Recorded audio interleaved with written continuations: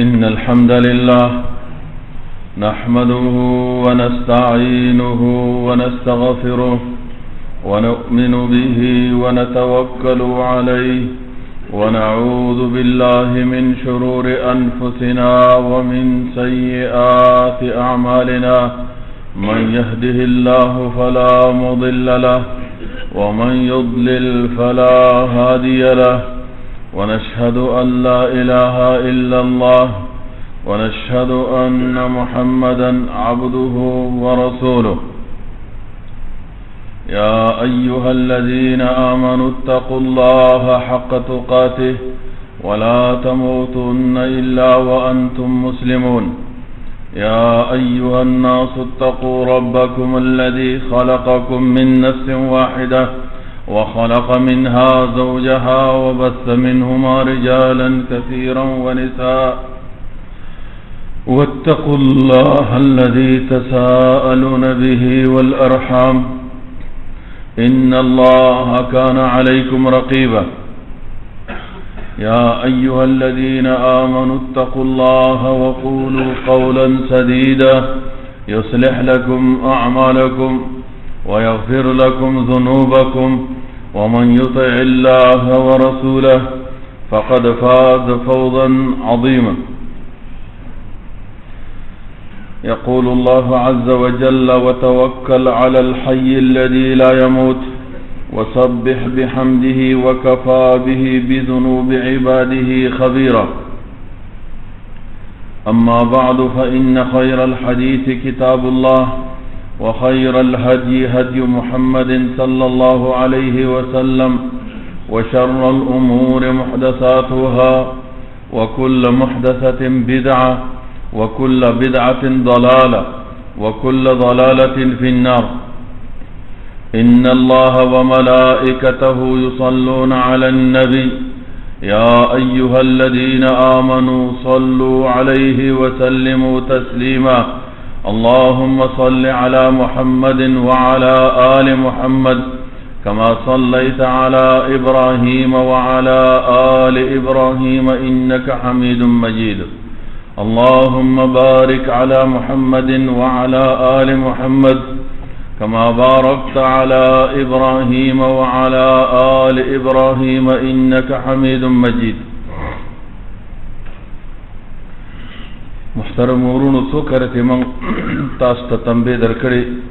چې خطبه وخت کې تکیه وهل ناروا دي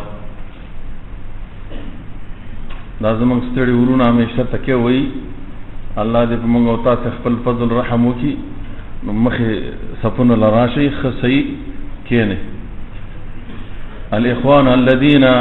يتكئون على الجدران اثناء الخطبه هذا لا يجوز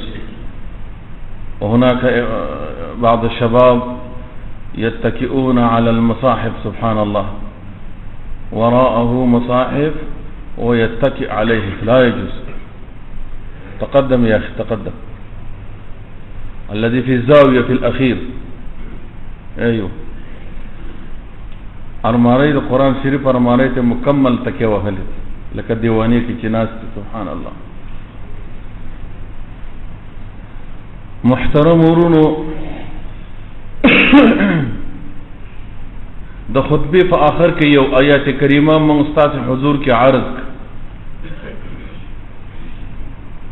دغه آیات د توکل علی الله متعلق مؤمن مسلمان باید په هر کار کې پر رب العالمین باندې توکل وکړي اوس توکل پی جاندل پکار دي چې توکل څه ته ویل شي. توکل اصل کې اعتماد علی الغیر ته ویل شي. یو کار دی په کار کې ته بچا باندې اعتماد وکړي. خود توکل علی الله معنی دا ده صدق اعتماد القلب على الله سبحانه وتعالى في استجلاب المصالح ودفع المضار في امر من الدنيا والاخره. توکل علی الله معنی دا ده چې یو سړی د زړه نه صحیح اعتماد پر رب العالمین باندې وکړي په یو کار د دنیا کې چې رب العالمین ما ته د دې کار کې خیر راورسوي یا د یو شي باره کې چې د دې د ضرر نه ما منع کړي. نو توکل علی الله دا د انبیاء کرامو صفت ده، دا د صحابه کرامو صفت ده، دا د اولیاء کرامو، دا د دیندار او متدین او د نیکانو خلقو صفت ده چې په الله جل جلاله باندې توکل کوي. قرآن عظیم الشان کې تقریبا شپږ ځای راغلي دي چې مؤمن مسلمان باید په الله جل وځي وعلى الله فليتوكل المؤمنون.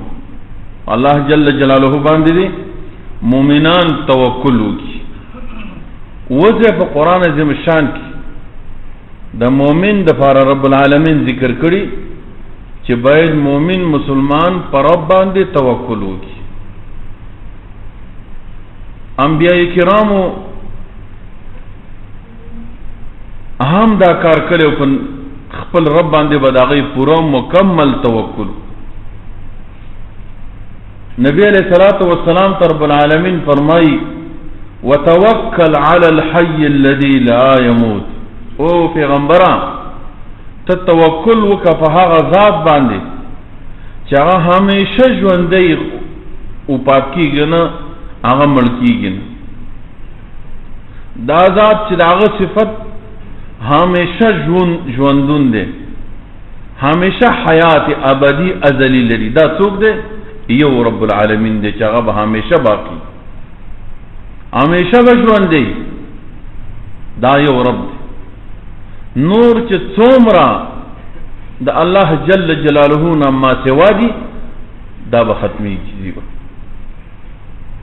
څومره چې الله مخلوقات پیدا کړي دا به یو ځل ختمیږي. زیروح شی دا پاتې کیږي نه، دا به یو ځل مړ کیږي. خو د بعضو مخلوقات او د زیروح شیزونو عمر کمی سبحان الله. داسې اورو کتابونو لیکلي دي چې د ګبین مچۍ چې دا دغه 40 ورځې عمر دی. 40 ورځې 3-4-5 ورځې چې کله دغه نه راوځي او روح پکې الله واچي نو په خپل صندوق کې داسې دغه کیږي. خو 4-5 ورځې نه بعد هغه پرواز شروع کی وزري شي بار وځي. نو کوم چې دا د مچۍ دی د شات پارومونو دا تقریبا 40 ورځې عمر لري. په 40 ورځې نه بعد دا بیا ختميږي. نور داسې مخلوقات شته چې داغه زیات عمر تقریبا 3 میاشتې 4 میاشتې 5 میاشتې. هر څومره عمر چې د چا زیات شي دا به یو ځل د دنیا نه ختميږي. الله جل جلاله نبی علیہ السلام ته فرمایي چې ته توکل په هغه چا اعتماد په هغه ذات باندې وکړه چې هغه همیشه ژوند دی مړ کیږي. بل آیت کی راضی چې وتوکل علی العزیز الرحیم. ته هغه عزیز ذات باندې توکل وکړه، رحیم ذات باندې توکل وکړه، هغه مړ کیږي نه. الذي يراك حين تقوم. هغه ذات باندې ته توکل وکړه چې تی ویني الذي يراك چې تا ویني کله چې ته پاتې او کینې ته چې کله حرکات سکنات کې تا ګوري رب العالمین نو فهغه ذات باندې وې توکل وکړه. نبی علیہ الصلوۃ والسلام به دعاګانې کول اللهم لك اسلمت وبك آمنت وعليك توكلت وإليك أنبت. اے ربا ما تا ته ځان تسلیم کړی دی مکمل تا ته تسلیم یا الله پتا باندې می ایمان راوړی یا الله پتا باندې ما توکل کړی اللهم لك اسلمت وبك آمنت وعليك توكلت تا باندې زما توکل او په هر کارونو کې به زتا ته رجوع کوم په سختۍ کې فراحت په مصیبت کې په خوشحالۍ کې په آفت کې به زتا ته رجوع کوم. انا لله وانا الیه راجعون. نو هر مصیبت آفت چې وشي موږ به الله ته رجوع کوو په هر څه کې. الله زمون صبر دے تا تم رجوع ده الله داشته مصیبت رانه لري کې او د نورونو موسات دا دعا کتابونو کې راغلي دي چې حضرت ابراهیم علیه السلام چې کله کفار ورته اچو ټول خلق را جمع شوي دي ایو غټ میدان د صحرا ده دې ته په میشتو باندې لرګي را جمع کی وای چې یو سړی به نظر وکړو بیمار به وربه کزه تاخکلم نو زه به یو ګېډه یو غاړه څو ګېډه لرګي به راوړم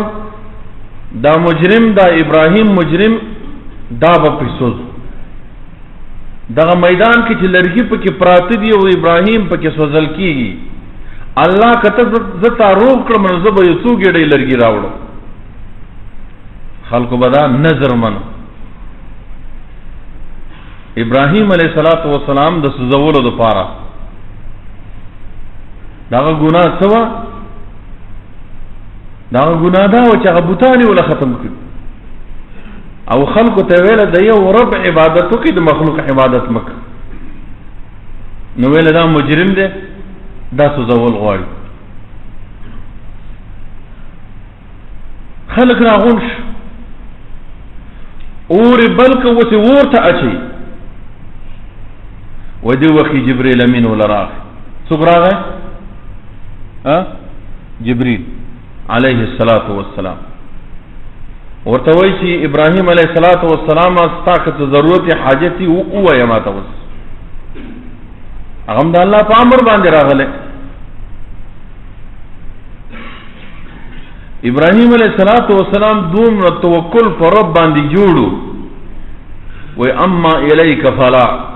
زما ته ضرورت نشته د چا د فاره چې زه سوزول کیږم ما فهو يراني حسبي الله حسبي الله نعم المولى ونعم الوكيل زما پر رب العالمین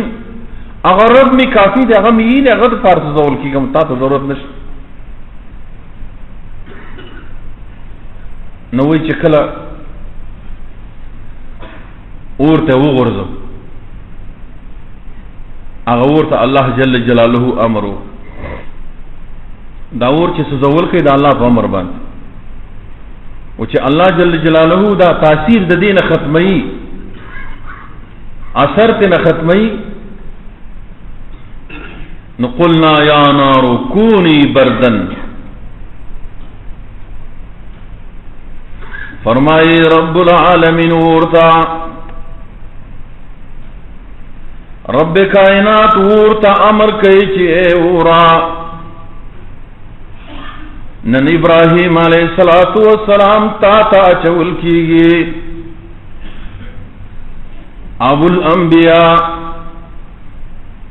هغه پیغمبر چې داغه نبج انبیاء کرام داغه فعال وعده کې آینده ترازی داغه ګناه دا چې خلق ته وایي چې تاسو د یو رب العالمین عبادت وکړئ او دا کم زیتی عبادت چې د مخلوق کوي دا پرېږدئ نور افام کوا گوره چی چیری زما بندو نسوزی قلنا یا نارو کونی برداو اللہ وی منگو ویلا اے ورا گوره یخشا خدا سے یخنشی چی ابراہیم علیہ السلام تا دی اخوالی وجن تکلیف تا ملاوشی زما بندنن سوزول کیگی ور تا غرزول کیگی ور فهم کوا ور چچیر زما بندن خراب نشی وسلاما داسی یخشا چی محتدلی آسین چی واورد نجوڑشی آسین چی گلید نجوڑشی دسی یخشی چی آغتا بے تکلیفی دی ور کے نرم شا محتدلی ابراہیم علیہ السلام جبرائیل امین ته څوی وي تا ته ضرورت نشته رب می کافی دې ته ویلی شي توکل صحابه کرام فغزوه حمراء الاسد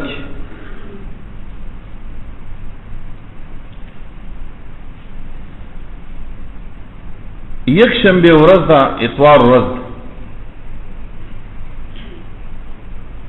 سوال جواب ته وشو چې د دنیا فوجونه کفار راجم شوي دي ستاسو په خلاف باندې لسچند خلق راجم شوي دي اوس پورې په اکثره غزاګانو کې تاسو فتح او نصرت حاصل کړی دي چې نن خراب شي نو سوال جواب ته وشو الذين قال لهم الناس إن الناس قد جمعوا لكم فاخشوهم اغا خلقو چه صحابه کرامو ته و فرمایل چې ګور تاسو په خلاف باندې د دنیا ټول کافر راجم شوي دي دا غټ کافران لوی لوی قبیله لوی لوی قوم نستاسو په خلاف باندې راجم شوي دي ګور فام کوي چیرې مو خراب نکي نو فزادهم ایمانا وقالوا حسبنا الله ونعم الوکیل دا ایمان نورم زیاد شو او هغه فیو چغو یو आवाज باندې ویل چې حسبنا الله کافر زمونږ لپاره رب العالمین څومره د الله دشمنان چې زیاتی څومره زیات راجم شوي دي د دین خلاف د اسلام خلاف راجم شوي دي د رسول الله خلاف راجم شوي دي د الله خلاف راجم شوي دي دا هیڅ قسم اثر رسوخ نه لري او کله چې رب العالمین مونږ سره یو مونږ ناراضي او مونږ داغه د پاره جنگيګو نو حسبنا الله ونعم الوکیل کافی دی رب العالمین مونږ له اغرب مونږ له کافی نه توکل دا د صحابه او د مؤمنانو د مسلمانانو د اولیاء کرامو صفت الله دې منګ او تاسو صحیح متوکلین په الله رب العالمین باندې جوړ کړي بارك الله لي ولكم في القرآن العظيم ونفعني وإياكم بالآيات والذكر الحكيم إنه تعالى جواد كريم ملك بر ورب الرؤوف الرحيم